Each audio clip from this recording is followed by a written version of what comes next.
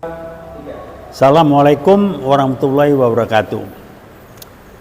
Kita bicara lagi mengenai G30S Jilid 2. Test case-nya, test the water-nya apa? Perlakuan tidak adil terhadap umat Islam, dengan makin lama contohnya makin jelas. Kasus apa yang kita angkat? Kasus Gus Nur. Urusan apa? Gus Nur dituntut, divonis apa? Tuntut nggak tahu lah gua 6 tahun. Lah dia nggak palsu, nggak ini, cuman ngomong solusinya.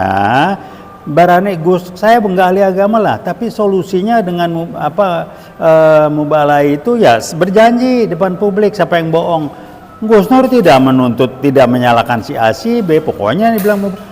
Lah kok Gus Nur yang sampai 6 tahun sakit jiwa nggak itu? Terus saya nggak ahli hukum, sehingga pertanyaannya adalah memindahkan pengadilan dari Jakarta ke Solo ada apa ya? Saya nggak tahu, Mas, ada aspek hukumnya. Sehingga guyonannya persepsi yang bisa berkembang, mudah-mudahan keliru. Oh, dipilih kali pengadilan-pengadilan yang bla bla bla, yang begini segala macam. Hakim dalam situasi susah, kalau nggak nurut mungkin bisa diapa-apain dan segala macam, dan bisa aja hakim udah go vonis saya, nanti kan dia banding, yang penting gua nggak jadi korban juga. Ini yang kejadian. Jadi jangan bilang menurut hati nurani, udahlah pasal-pasal apa gua nggak ngerti. Pakai logika akal sehat, saya pakai istilahnya Bung Rocky Gerung, pakai logika akal sehatnya dipakai enggak? Lah bisa divonis soal ijazah palsu kok bukan orang yang belum menunjukkan ijazahnya asli nggak asli, itu yang nggak disinggung. Saya bilang ijazahnya palsu, dari mana? Fotonya udah beda, hidungnya beda, dulu juga nggak pernah berkumis, kupingnya beda, diklaim. Jadi gimana? Kayak Gus Nur yang disalahin. Ini bagaimana sih? Nah itu test the water.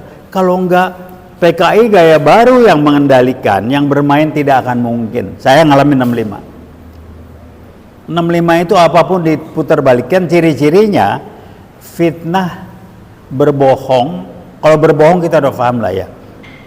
Mau ngomong post truth segala macam, nggak ada urusan. Orang bohong seumur hidup bohong. Bukan kalau Anda biasa bohong, lama-lama orang menerima kebohongan Anda, enggak. Bohongnya bohong, nggak bisa diterima.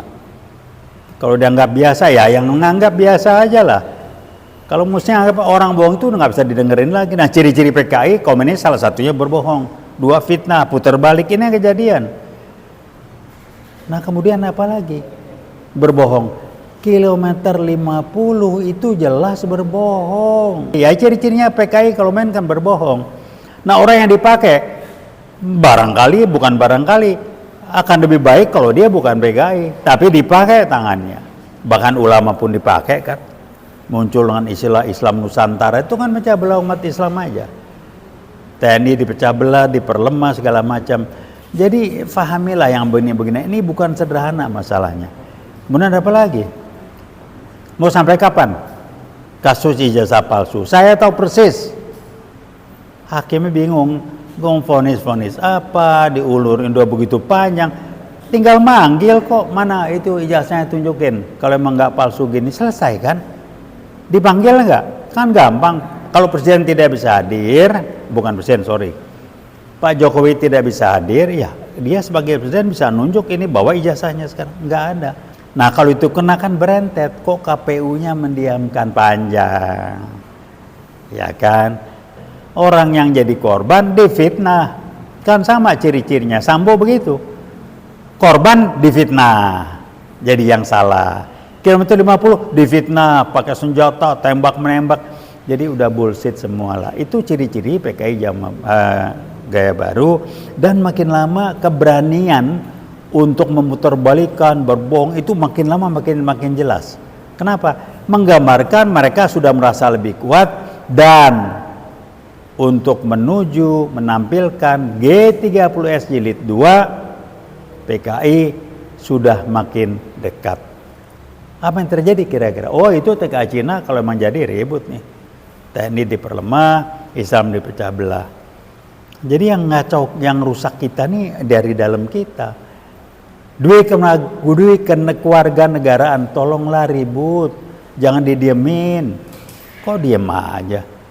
Kan lempar isu dulu di medsos. Ribut nggak? Kalau nggak ribut ya diproses. Kalau ribut berhenti.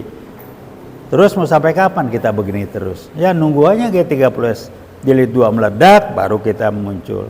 Itu yang saya